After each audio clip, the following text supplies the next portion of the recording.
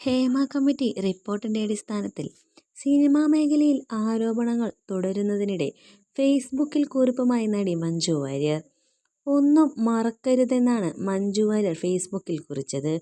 ഒരു സ്ത്രീ പോരാടാൻ തീരുമാനിച്ചെടുത്തതെന്നാണ് എല്ലാം തുടങ്ങിയതെന്നും മഞ്ജു ഫേസ്ബുക്കിൽ കുറിച്ചു.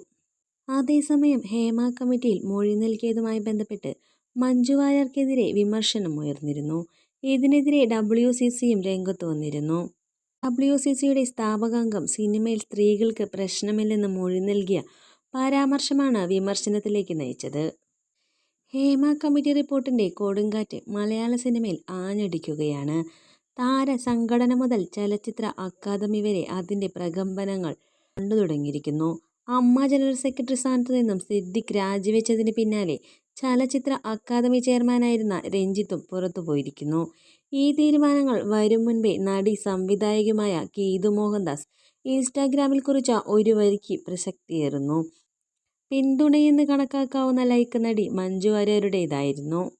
നടിയും സംവിധായകയുമായ ഗീതു മോഹൻദാസ് തന്റെ പോസ്റ്റിലൂടെ പരാമർശിച്ചിരിക്കുന്ന നടി ആരാണെന്ന കാര്യത്തിൽ ആരാധകരെ സംബന്ധിച്ചിടത്തോളം തർക്കമില്ല.